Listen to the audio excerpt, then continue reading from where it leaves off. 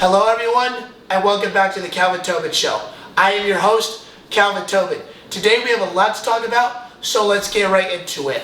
Alright, last night the New Jersey Devils took on the Tampa Bay Lightning in a speedy defensive game. But unfortunately in this game for the Tampa Bay Lightning, they had just lost their star player, Nikita Kucherov, to COVID protocol. But that didn't stop Tampa at all from getting the dub and winning 3-2 to get their 30th win of the season. And they are also the third team to do so thus far this season. And the other teams that have done it so far are the Colorado Avalanche and the Florida Panthers. Now, with Tampa, they were dumping and chasing against New Jersey all night. But New Jersey was giving them a run for their money in their stick position and handling to try and manipulate their offensive rhythm. But Tampa's defense was far more impressive because they blocked 54% of their shots. It was absolutely crazy. 18 of 32 shots that they blocked, and New Jersey still managed to get 2 goals on Vasilevsky. But with New Jersey, their game plan might have been a little excessive against Tampa's offense because they spent way too much time fighting for the puck, and at points they weren't passing enough, and they were also being a little excessive with rimming the puck way too often, and Tampa took full advantage of that, and that's why they got the victory, because they took full advantage as they should and always do. Now, speaking of Tampa, they had an impressive month of January, as they have only lost 3 times to Boston, to New York Rangers, and to Anaheim. And that's their only 3 losses, as they are 8-3 in the month of January. And they only have 1 game left, and it's against the Las Vegas Golden Knights. Now, can they finish strong in January and win out and go 9-3 in January? We'll see when the time comes this Saturday.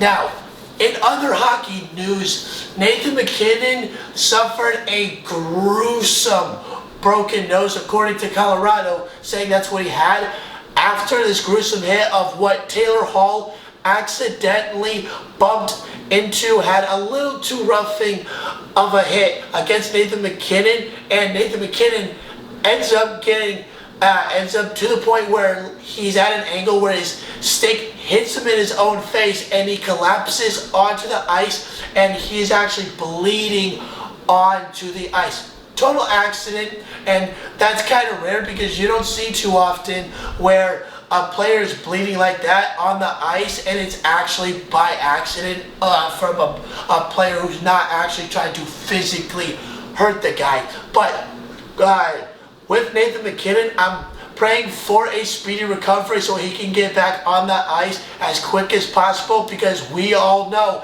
including myself, we love to watch some Nathan MacKinnon grind on that ice and help out Colorado get those victories night in and night out.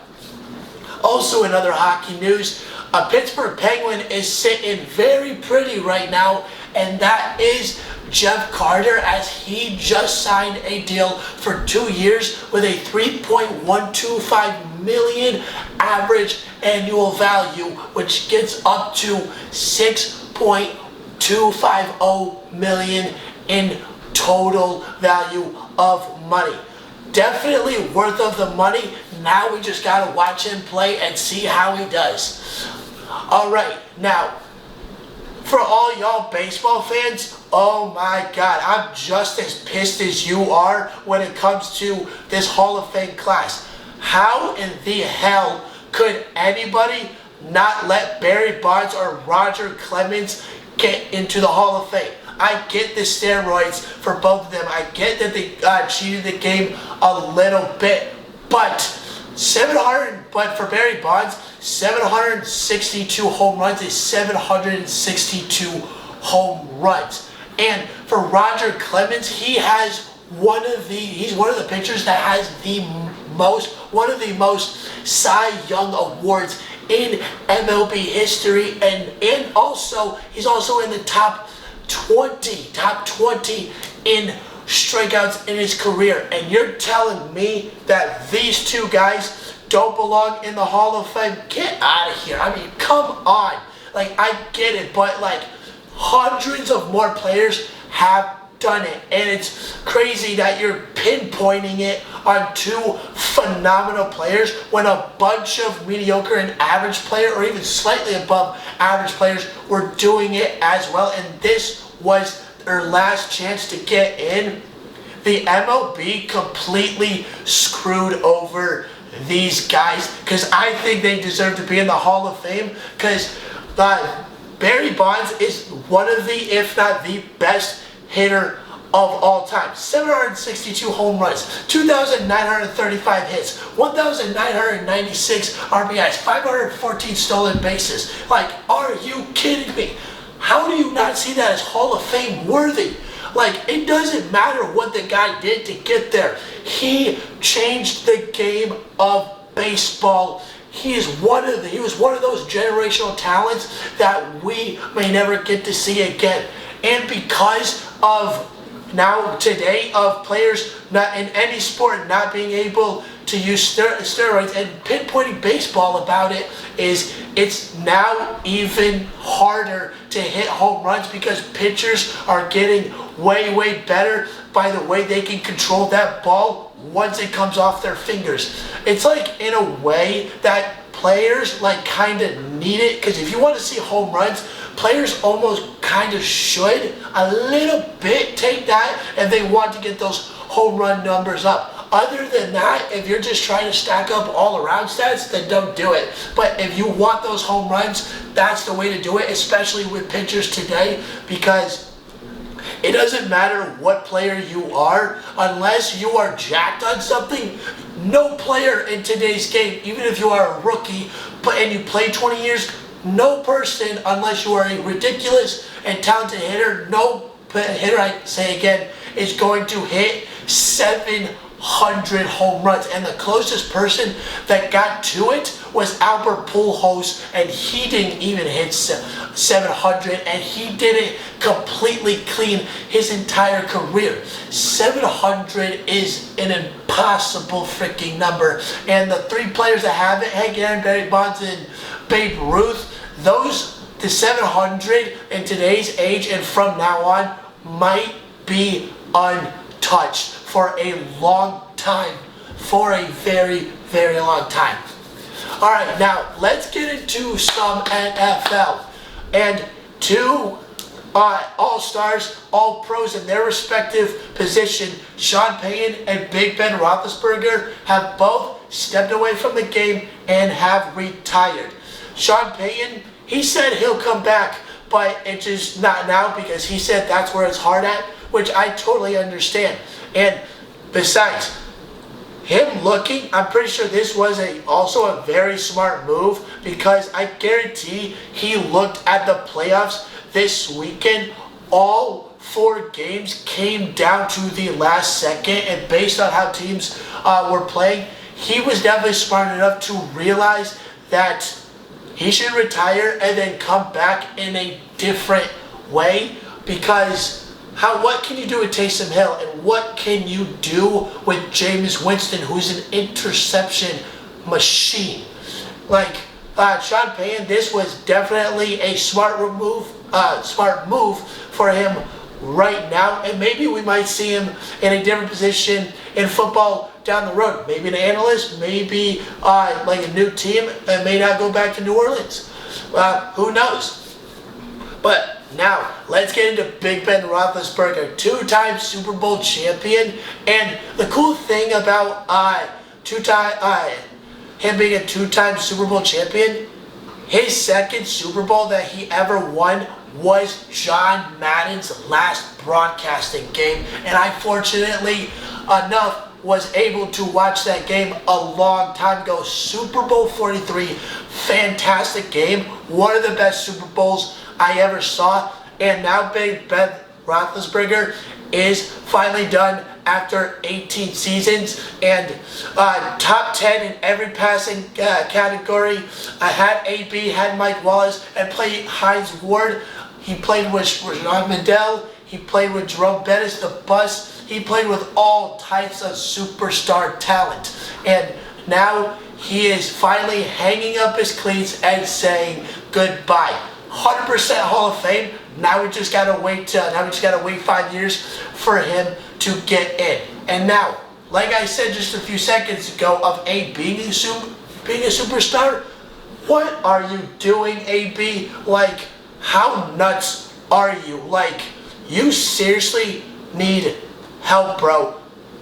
The Bucks offered you $200,000 to go help yourself, and you're taking that to so much offense that you're trying and you're thinking and considering about taking legal action against Tampa Bay. Bro, at this point, you don't deserve a job in the NFL. I do not care what anybody says, because a lot of people will agree with me based on what you've done, but no one's ever going to agree with you because of the stuff you've done. You definitely do not deserve another NFL job. And besides, here's the thing. You say you want to go to the Baltimore Ravens. That's probably one of the most ridiculous teams to go to when that team is built on running the ball. You'll never get the ball at all. Like, at all. Like, AB, you need to get yourself checked. You're trying to sue a team that was trying to help you out, and you took it to so much offense that you're actually trying to get some pointless revenge out of it. Completely ridiculous. Alright, now let's get into some NBA. Unfortunately, even though it was the LA Lakers versus the Philadelphia 76ers, would have been an even better game if LeBron was able to play, but unfortunately he had a sore knee and had to sit out this game. But where did this defense come from, AD, especially over the last 3 games? 8 blocks? Where did this come from? The Lakers needed this all season long, and you're coming out with this. Now, like, keep this sucker up. Like, keep this performance up. Like, it's pretty much the Lakers have all types of scoring, but they need you to be on that defensive game like you have been over the last 3 games. 8 freaking blocks. 3 last night, and 4 the other night. And then 1 the 3rd game ago for them. AD, like, keep this rolling, bro. Maybe not your scoring may not be the best right now, but keep this defense up. You keep this defense up, the Lakers have just maybe a shot at being a higher seed than the A seed. But other than that, just like keep this defense up, bro, because the Lakers need this, and the Lakers are a team that should be way better, because on paper they should be like a team that should be up where the Grizzlies are, where they're like 32-17 right now.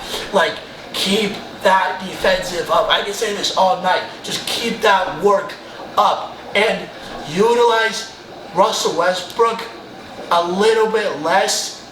Try and make him the 6th man. If you can do that, I think this Lakers team can go a lot farther than people might think, because LeBron is on an unbelievable offensive tear this year. One of the best in his career. He's scoring just over 29 points a game, like 29.2. If LeBron and AD can work out, can try and figure out this difference and get Westbrook utilizing his pass as a 6th man, they're going a lot farther than what people might think. Alright, last but not least, college basketball. We had Ohio State taking on Minnesota last night, and in the first half, And when both teams were going back and forth, and it looked like that Minnesota was going to give them a run for their money, but as soon as that second half hit, EJ Liddell said, "Oh hell no, Minnesota ain't beating us today." Took over that second half, guided Ohio State to a strong victory over Minnesota, and saved their record and saved Ohio State from losing to an unranked team. Alright, that's the end of the Calvin Tobin Show. Please subscribe to me at Calvin Tobin Show on YouTube so you don't miss out on any sports media. And please follow me on Instagram at Calvin Tobin Show so you don't miss out on any sports news whatsoever. And I'm out.